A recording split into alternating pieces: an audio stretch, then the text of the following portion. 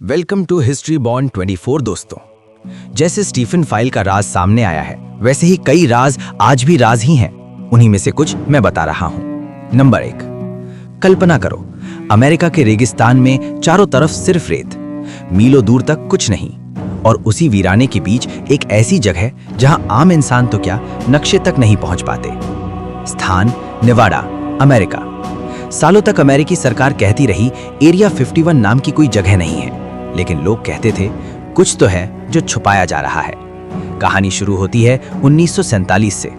New Mexico में एक अजीब चीज आसमान से गिरी। सरकार ने कहा वेदर बलून था, लेकिन अफवाह फैली नहीं, वो एलियन स्पेसशिप था। एलियन। और फिर लोगों की नजरें मुड़ गईं एरिया 51 की ओर। वहां क्या होता है?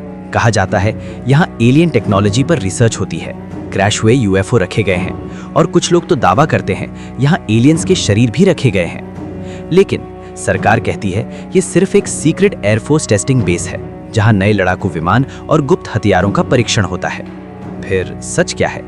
2013 में अमेरिकी सरकार ने पहली बार आधिकारिक रूप से माना, हाँ, एरिया 51 मौजूद है। पर अंदर क्या होता है, आज भी पूरी जानकारी नहीं दी गई। यही रहस्य लोगों की कल्पना को और बढ़ा देता है। सोचो जरा, अगर सच में वहां कुछ ऐसा हो जो इंसानियत को बदल दे, या शायद सब कुछ बस हमारी कल्पना है। रेगिस्तान आज भी वही है, एरिया 51 आज भी वही है, और उसके चारों तरफ लगे बोर्ड आज भी चेतावनी देते हैं, नो ट्रेसपासिंग। अब सवाल ये है, अगर अंदर कुछ नहीं छुपा तो इतनी सुरक्षा क्यों? Number 2, Roanoke colony. पूरी बस्ती हवा हो गई। स्थान रुआनोके आइलैंड, आज का नॉर्थ कैरोलिना, अमेरिका। साल 1587। शुरुआत 1587 में इंग्लैंड से लगभग 115 लोग नई दुनिया अमेरिका में बसने आए। उनका सपना था एक नई अंग्रेज बस्ती बसाना। उनके गवर्नर थे जॉन वाइट। यहाँ तक सब सामान्य था। बच्ची इतिहास की पहली अंग्रेज बच्ची। रुआनोके में एक बच्ची पैदा हुई, वर्जीनिया डेयर। वो अमेरिका में जन्म लेने वाली पहली अंग्रेज बच्ची थी। उम्मीद थी कि अब ये कॉलोनी स्थायी रूप से बस जाएगी, लेकिन मदद लाने गया गवर्नर और खाने पीने की कमी थी। गवर्नर जॉन वाइट इंग्लैंड मदद लाने वापस गए।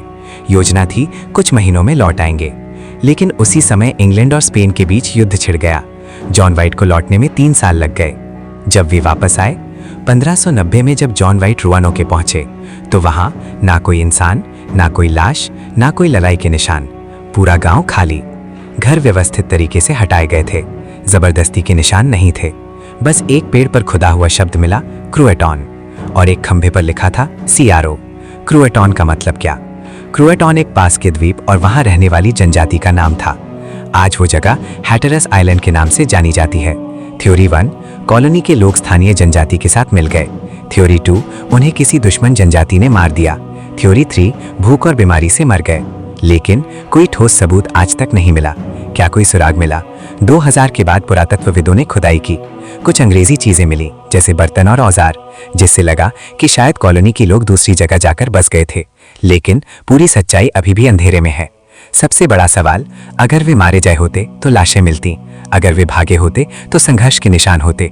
लेकिन यहाँ सब कुछ शांत था, जैसे वे लोग धीरे से, खामोशी से गायब हो गए।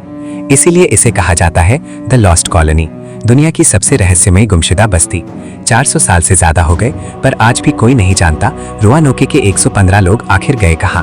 नंबर 3, ड्यातलॉव पास इंसिडेंट। स्थान उरल माउंटेन्स, रूस। साल 1959। तापमान लगभग -30 डिग्री सेल्सियस। कहानी शुरू होती है जनवरी 1959। रूस के 9 युवा ट्रैकर्स, अनुभवी, बहादुर और पहाड़ों के दीवाने। उनके लीडर थे इगोर ड्यातलॉव। उनका मिशन था बर्फ से ढके एक कठिन पहाड़ को पार करना। उनमें लड़के भी थे, लड़कियां भी। सबके चेहरे पर जोश था। किसी को अंदाजा नहीं था ये उनकी आखिरी यात्रा होगी। 1 फरवरी 1959, आखिरी रात। भयंकर बर्फीला तूफान, तेज हवाएं, घुप अंधेरा। उन्होंने एक ढलान पर अपना टेंट लगाया। सब अंदर सोने की तैयारी कर रहे थे, और फिर कुछ ऐसा हुआ जो आज तक कोई समझ नहीं पाया। जब खोज टीम पहुंची, कुछ दिनों बाद जब टीम वापस नहीं लौटी, तो खोज अभियान शुरू हुआ। पहला झटका, टेंट अंदर से फटा हुआ मिला। ऐसा लगा जैसे लोग घबराकर बाहर भागे हों। लेकिन बाहर तापमान -30 डिग्री सेल्सियस था। और सबसे डरावनी बात, कुछ ट्रैकर्स बिना जूते के बाहर भागे थे, कुछ सिर्फ अंडरवेयर में। कोई भी इंसान इतनी ठंड में स्वेच्छा से ऐसा नहीं करेगा। लाशें कहाँ मिली? पहले 2 शव टेंट से थोड़ी दूरी पर मिले। वे एक पेड़ के नीचे थे। लगता था उन्होंने आग जलाने की कोशिश की थी। 3 और शव टेंट की ओर लौटते हुए मिले, जैसे वे वापस जाने की कोशिश कर रहे थे, पर ठंड ने वे रोक दिया। बाकी 4 शव 2 महीने बाद बर्फ में गहराई में मिले और यहीं से मामला और रहस्यमयी हो गया। अजीब चोटें, कुछ के शरीर पर गंभीर अंदरूनी चोटें थीं, जैसे किसी कार दुर्घटना में होती हैं, लेकिन बाहर कोई गहरी चोट नहीं। एक लड़की की जीभ गायब थी, कुछ कपड़ों में रेडिएशन के निशान मिले और आसपास किसी और के पैरों के निशान नहीं थे, सिर्फ उन्हीं 9 लोगों के। सरकारी रिपोर्ट, जांच हुई, मामला बंद कर दिया गया। रिपोर्ट में लिखा गया अन अननोन कंपेलिंग फोर्स, मतलब कुछ था पर सरकार भी नहीं बता पाई क्या। थ्योरी क्या क्या है? 1 हिमस्खलन, पर वहां हिमस्खलन के साफ निशान नहीं मिले। 2 सेना का गुप्त हथियार परीक्षण, रेडिएशन के कारण लोग शक करते हैं। 3 इंफ्रासाउंड, हवा की आवाज से दिमागी घबराहट, कुछ वैज्ञानिक मानते हैं कि तेज हवा की विशेष तरंगे लोगों में अचानक पैनिक पैदा कर सकती हैं। 4 कुछ लोग तो इसे अलौकिक मानते हैं। सबसे डरावना सवाल, अगर वे सिर्फ डरे थे तो अंदर से टेंट काटकर क्यों भागे? अगर हिमस्खलन था तो टेंट क्यों खड़ा मिला? अगर हमला हुआ तो दूसरे पैरों के निशान क्यों नहीं? आज उस जगह का नाम रखा गया है ड्यातलॉव पास। लोग वहां जाते हैं, पर कई कहते हैं वहां अजीब सन्नाटा महसूस होता है, जैसे पहाड़ आज भी उस रात का राज छुपाए बैठा हो। अंत में 9 दोस्त, एक बर्फीली रात और एक ऐसा रहस्य जिसका जवाब 60 साल बाद भी अधूरा है। क्या वो सिर्फ प्राकृतिक दुर्घटना थी या सच में कोई अज्ञात शक्ति? सच शायद बर्फ के नीचे कहीं दबा है और शायद कभी पूरी तरह सामने ना आए। Number 4, Mary Celeste ship. स्थान अटलांटिक ओशन, पुर्तगाल के पास। साल 1872, 5 दिसंबर की सुबह एक और जहाज डी ग्राटिया उस भटकते जहाज के करीब पहुंचा। सब कुछ सामान्य दिख रहा था, लेकिन कुछ अजीब था। कोई इंसान दिखाई नहीं दे रहा था। जब नाविक उस जहाज पर चढ़े तो जो उन्होंने देखा वो इतिहास का सबसे रहस्यमयी दृश्य बन गया। डेक खाली था, पाल खुले थे, रसोई में खाना रखा था, कप्तान के केबिन में नक्शे सही जगह पर थे, लेकिन कप्तान बेंजामिन ब्रिग्स, उनकी पत्नी, उनकी छोटी बेटी और 7 क्रू सदस्य सब गायब थे, जैसे वे कभी वहां थे ही नहीं।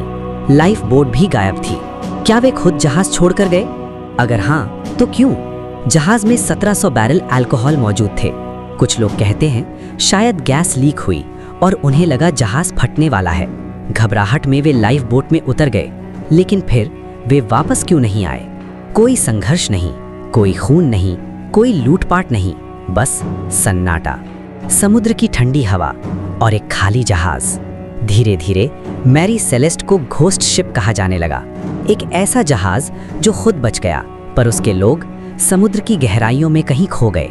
150 साल बीत चुके हैं, पर सवाल वही है, उस दिन अटलांटिक की लहरों के बीच ऐसा क्या हुआ था जिसने पूरे जहाज को एक पल में खाली कर दिया?